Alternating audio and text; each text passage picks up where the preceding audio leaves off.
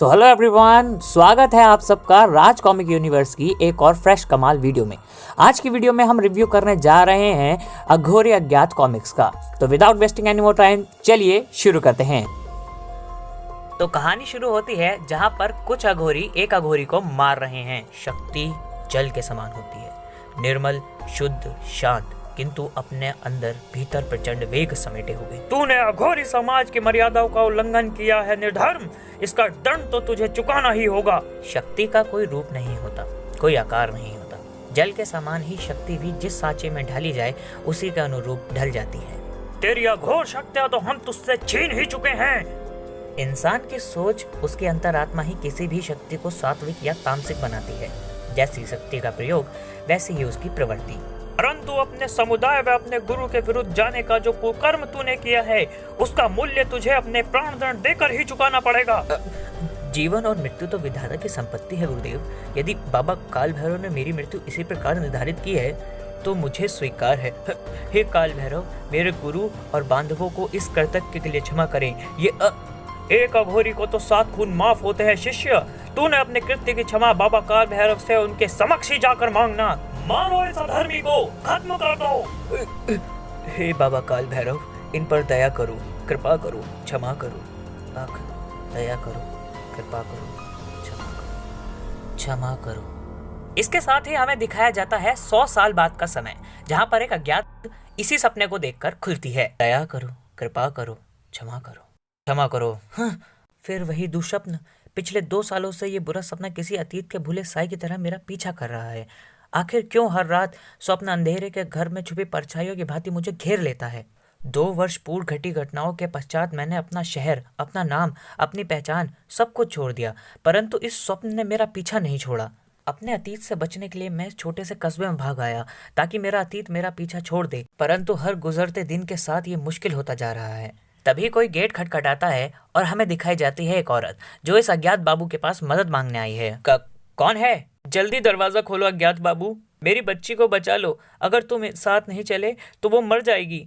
अपनी बच्ची को किसी अच्छे डॉक्टर के पास ले जाइए। कोई दवाई उस पर असर नहीं कर रही। तुम बस एक बार चलकर उसके सर पर अपना हाथ रख दो, वो ठीक हो जाएगी। अज्ञात बाबू, बंद करो ये अंधविश्वास। मैं किसी के सर पर हाथ रखकर उसे ठीक नहीं कर सकता। चली जाओ यहाँ से। मेरी बच्ची मर जाएगी अज्ञात बाबू, मुझ अभागी के जीने का इकलौता सहारा है वो। अब वो अज्ञात व्यक्ति अपना अतीत याद करते हुए हमें दिखाया जाता है। मैं कोई भगवान नहीं हूँ, मैं किसी को नहीं बचा सकता। 1 माह पहले जब मैं इस गांव में पहुंचा था तब मुझे नहीं पता था कि 2 साल से मेरे पीछे लगा मेरा अज्ञात अतीत यहाँ भी मेरा पीछा नहीं छोड़ेगा। मेरे बच्चे को बचा लो। अरे कोई तो मेरे बच्चे को बचाओ। जाने क्यों अनायास ही पूछ बैठा, क्या हुआ है इसे? सांप ने काटा है बाबू। मेरा हाथ उस बच्ची के सिर की ओर बढ़ गया। ऐसा लगा जैसे मेरे भीतर से किसी और ने बोले हुए वो 3 शब्द, दया करो, कृपा करो, क्षमा करो। और जो हुआ वो मैंने किया, लेकिन ये कैसे हुआ वो मैं भी नहीं जानता। माँ! आज फिर अंतर्मन और दिमाग में एक द्वंद्व चल रहा है। लगता है फिर आज दिमाग हारने वाला है। फिर हमें वहां पर गांव का एक और सीन दिखाया जाता है जहां पर एक और बच्ची की तबीयत खराब है। मैं नहीं बचूंगी माँ। तब वहां खड़े पुरोहित कहते हैं, माँ काली के मंदिर में 11,000 रुपए दान कर। तेरी बच्ची पर मंडरा रहा काल तभी शांत होगा। जो कुछ भी था मेरे पास मेरी बेटी के इलाज में खर्च हो गया। भगवान को दान कहाँ से दूं? लो जी, सुन लो। भगवान को कुछ मत दो और उनसे मांगते रहो बस। भगवान को सिर्फ भक्त के सच्चे मन की लालसा होती है पुरोहित जी, उसके धन की नहीं। ये हमारे गाँव का मामला है ज्ञात, तुम बीच में मत पड़ो। तुम कोई भगवान थोड़ी हो जो मरती हुई बच्ची को ठीक कर दोगे। मैं भगवान तो नहीं हूँ, सिर्फ भक्त हूँ। सच्चे मन से प्रार्थना कर सकता हूँ। दया करो, कृपा करो, क्षमा करो। इसके बाद ठीक वैसा ही हुआ जैसा हर बार होता है।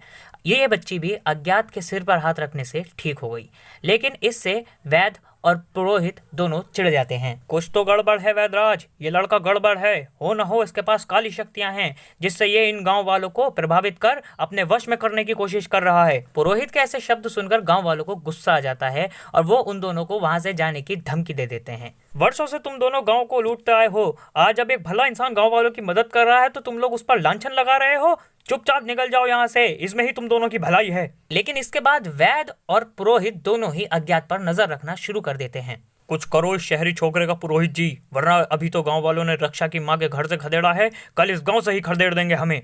फिर हमें एक बच्ची दिखाई जाती है जिसके पीछे एक तांत्रिक पड़ा है। तेरे भागते कदमों की रफ्तार मेरे नसों में दौड़ते उन्माद से अधिक नहीं है।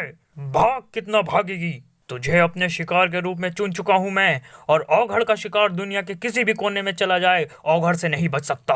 और इसके साथ ही औघड़ उस बच्ची को पकड़ लेता है। महाकाल औघड़ पर प्रसन्न है, भोजन का प्रबंध हो गया है। अब तुझे जिस कार्य के लिए पकड़ा है वो कर लिया जाए।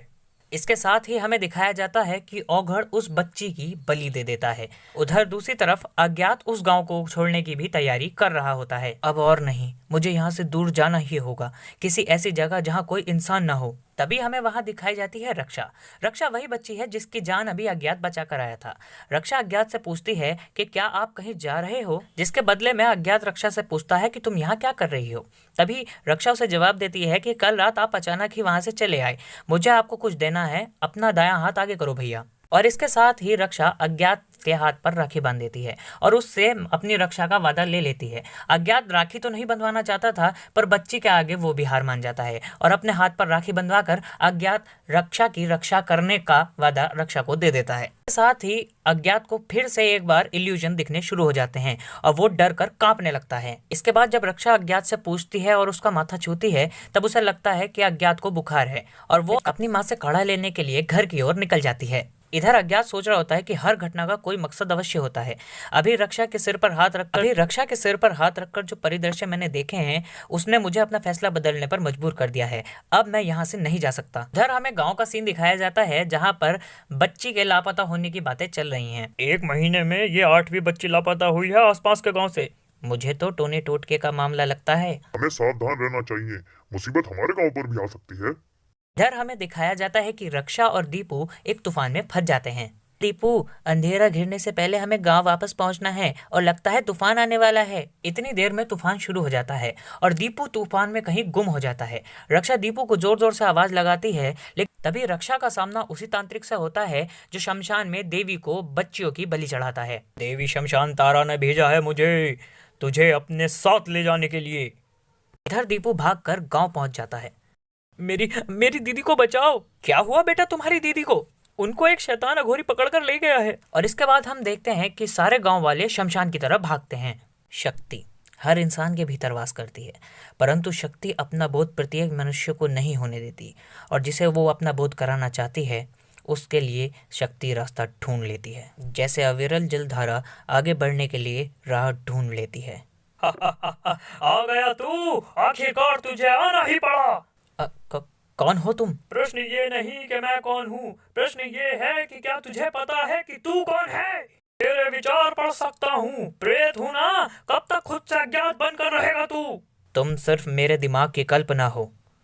खुद को रोकने की चेष्टा बंद कर मूर्ख। उठा ये शमशान की राख और लगा इसे अपने ललाट से। शरीर का तो यही श्रृंगार है, बोल अलख निरंजन। अलख निरंजन। इसके साथ ही हम देखते हैं कि अज्ञात अपने सिर को पटकने लगता है और वहीं पर वो प्रेत उसे समझा रहे होते हैं कि तूने अपने ज्ञान चक्षु खोल दिए हैं, जिन्हें तूने बहुत समय से बंद कर रखा था। ज्ञान चक्षु तो खुल गए, अब शुद्ध चक्षु भी खोल। अभी तू अपने संपूर्ण अस्तित्व का निर्बाध आलिंगन कर सकेगा। बढ़ मेरी ओर, मेरे मत शरीर का सेवन कर। नहीं, मैं ऐसा नहीं कर सकता। अपनी लपलपाती शुदा को व्यर्थ काबू करने की चेष्टा मत कर। देख देख, तेरे कदम स्वयं ही मेरी ओर बढ़ रहे हैं।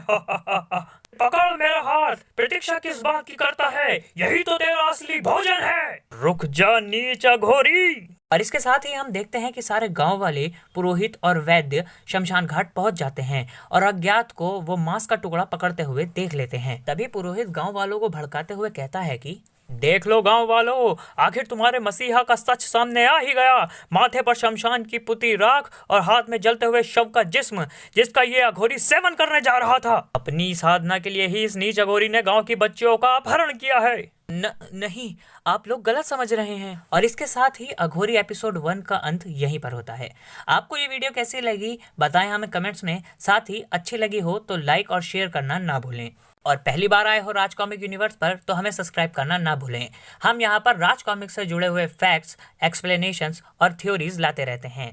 अब मिलते हैं आपसे अगली वीडियो में, तब तक राज कॉमिक्स